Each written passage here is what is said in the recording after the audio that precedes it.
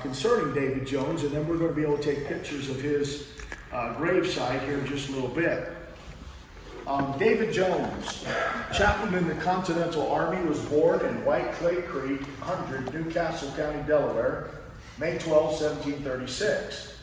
Mr. Jones was baptized May 6, 1758, joined the Welsh Track Baptist Church, and was one of the pupils of Isaac Eaton at Hopewell Academy, New Jersey. Now we're going to be there.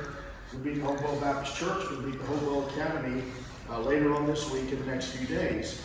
But he also studied divinity with his cousin Abel Morgan at Middletown. We will also be there. There's such a connection, as you can see. We just left Valley Forge, and we come here. So the Revolution, and all these churches, and all these men, there's just an interconnectedness, and you'll see all that by the end of this.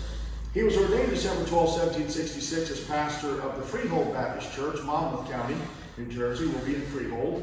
While he was there, he was impressed with the desire to preach the gospel to the Indians, and was the first Baptist missionary among that people. Now, some of you, most of you, that's great news, all right? This guy's the earliest missionary to the Indians of the Baptist denomination. And that just, sometimes things come into categories or how you define things or what words you use. We know that, and if you'll remember this, that Daniel Marshall was a missionary to the Indians. He worked with the Indians on the head, we call it the head of the Susquehanna River, which is one of the largest rivers in Pennsylvania runs. So he was up in New York and then down into Pennsylvania. And that would have been prior to him traveling in 1755 with his brother-in-law, Shubal Stern. So I think what the idea here is that he was the first, in reference to Cathcart, that he was the first missionary to the Indians, supported in an organized fashion. And so, again, it just comes out of categories. But nonetheless, he was a missionary among the Indians. In fact, no doubt the example of David Brainerd influenced his heart, and the wretched condition of the poor red man for this and for the future life prompted his course. They then occupied what is now the state of Ohio, and he made them 2 visits. His first began May 4, 1772, and ended in August. His second visit to the Indians began October 26, 1772, and ended in April of 1773. He kept a journal of his missionary labors, which was published in 1773. Consequently, Isaac McCoy did the same thing. And those journals are just rich, just a wealth of awesome information about the perils they dealt with as they tried to minister to the Indians. Mr. Jones continued his pastorate at the village of Freehold until his outspoken views in favor of the rights of Americans rendered him unpopular. And in April 1775, he became pastor of the Great Valley Baptist Church, which you're sitting in right now. And so he was an outspoken champion for liberty and for the cause of the Revolution. In that year, the Continental Congress recommended a day of fasting and prayer. And David Jones preached a sermon before Colonel Dewey's regiment entitled, Defensive War in a Just Cause, Sinless. Let that title sink in for just a minute. He said it's a defensive war and it's a just cause, and therefore, his theory was this is a sinless war. Now, how many times I might be the only guy in, I don't know, but I'm always, when I lecture on the Revolution or whatever, I'm always asked, should Baptists have been involved in it, that kind of thing. And this was their mindset. They said, this is a defensive war. It's a just cause, and therefore, it's sinless. And he was very dogmatic about this, as you're going to find when we get to his sermon here in just a bit. He printed this, and it was extensively circulated, and it inspired the troops and inspired the cause for the Revolution. Okay? He took high ground even at the early day in favor of independence. In 1776, he was appointed a chaplain in Colonel St. Clair's regiment and was at Ticonderoga, where just before battle, he delivered a patriotic address which roused the courage of the soldiers to a high degree. Subsequently, he served under General Horatio Gates and General Wayne, and was in many battles and always proved himself to be a wise counselor and a devoted patriot. He was at the Paoli Massacre and narrowly escaped death. While the army was at Valley Forge, he frequently showed his devotion to the cause and was highly trusted by Washington. When news arrived that France had recognized our independence, he preached an appropriate sermon to the troops at the forge. So he just came from Valley Forge, and again, as we mentioned, when France recognized our independence, he preached an appropriate sermon to the troops, okay, encouraging them further. He continued in the army until the capitulation at Yorktown, and then retired to his farm in Easttown, Chester County, adjoining the farm of his old commander, General Wayne. In 1786, he became pastor of the Southampton Church, Bucks County, where he remained until 1792 when he returned to the Valley Church, with which he remained part of the time as senior pastor until his death.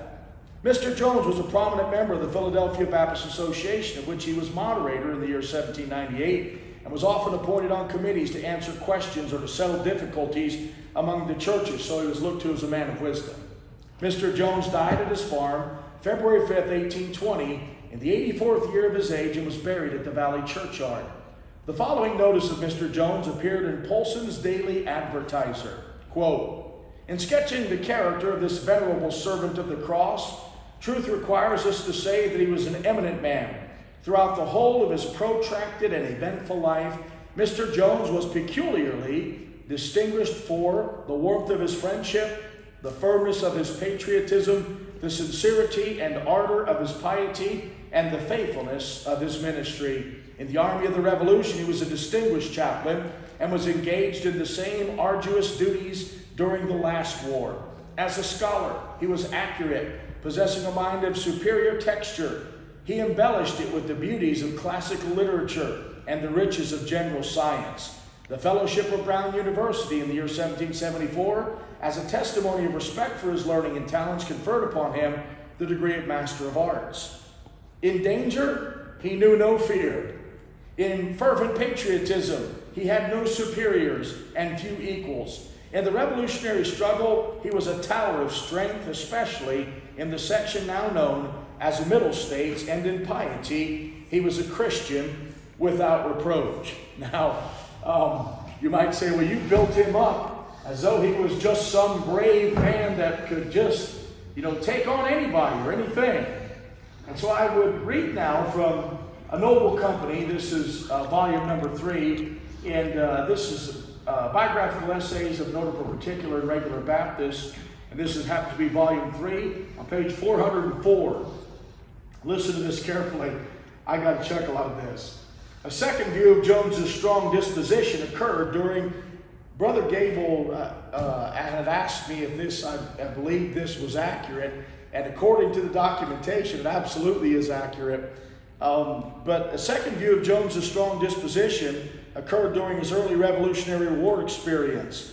In a 1776 message from Jones's commander at Ticonderoga, General Anthony Wayne to Benjamin Franklin, the general wrote, "Through the medium of my chaplain, I hope this will reach you, as he has promised to blow out any man's brains who will attempt to take it from him." The chaplain was evidently not a pacifist man of the cloth. And so some of you can relate. Amen? And then let me do this. I want to just read a bit of this sermon that we mentioned here. And let me see. I think this is on 415. Okay. So what's great about this book, and by the way, what's great about everything put out by Particular Baptist Press is the documentation. Either it's a scholarly work or it's not a scholarly work, and this one is just rich with documentation. There's no point in putting out things that are not properly documented, and they do a great job. So this has actually a facsimile of the original title page of David Jones's Defense of War. Right there, as you can see that in the book, all right? And that's what it looked like.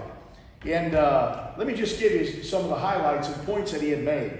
Okay, this is what he gave, that he tried to challenge everybody else and teach them that this is a war we must fight, you see. All right, number 1. Blessed be the man who is possessed of true love and liberty. Let all the people say, Amen. Blessed be the man who is a friend to the common rights of mankind. And let all the people say, Amen. Blessed be the man who is a friend to the United States of America. And let all the people say, Amen. Now, on the other hand, as far as is consistent with the Holy Scriptures, let all these blessings be turned to curses to him who deserts the noble cause in which we are engaged, and turns his back to the enemy before he receives proper orders to retreat. And let all the people say, Amen. Let him be abhorred by all the United States of America. Let faintness of heart and fear never forsake him on earth. Okay? So he said, if you retreat, don't finish this battle. Here's what he said ought to happen to you. Let him be a Magor Mizabel, a terror to himself and all around him. Let him be accursed in his outgoing, and cursed in his incoming, cursed in his lying down, and cursed in uprising, cursed in basket, and cursed in store. Let him be cursed in all his connections, till his wretched head with dishonor is laid low in the dust. And let all the soldiers say, Amen. And may the God of all grace in whom we live enable us, in defense of our country, to acquit ourselves like men, to his honor and praise. Amen and amen. The sermon was published both during and following the war. A Colonel Johnson told Jones's grandson that he had had copies made even after the war to demonstrate this as an example of Jones's preaching. It was this Colonel Johnson who had appended the note to the sermon seen earlier about the powerful effect it had in animating the men. And so we are here at number one. You have a Welsh influence coming into America, okay? And that's something that we do not recognize, and that's going to be a lot of the churches we're going to look at. We're going to look at Welsh Track, and we're going to look at some other Welsh influence. And then, of course, you have the oldness of this church in and of itself, and then you have the connection to the Revolution, and then one of their pastors, David Jones, was one of the firebrands as a Baptist that really caused the Revolution to take hold in this entire region. And if you would hear what he had to say and read what he had to write, you would definitely be a patriot, want to fight the revolution to the end. Amen? And so he was known for this type of zeal and this type of encouragement preaching. What we're going to do now, Brother Gable, is there anything else that you thought of that I had missed? I'm in his territory here, amen? So I'm crossing over into an area. He's been quite a bit. He's brought his kids from the school and stuff down here to see these places, which is a wonderful thing, amen? But I just wanted to make sure that I hadn't forgotten anything. What we're going to do now is, could you possibly lead us right out to the grave? If you want to get pictures here, find them. You'll see a group out there also taking pictures by his graveside. Or stay here if you like. You want to get pictures in the pulpit. Some of these crow's nests are great to get pictures and stuff. And then we have a little bit of time here, so just don't rush yourselves. Take some pictures outside. Enjoy the beauty and all that. And we'll just get on the bus. I'll tell you what. Let's do this. It's 3:42, and we literally have about 25, 30 minutes, okay? And so if we can be on at about 10 after, that would be awesome, and then we'll pull out there, all right?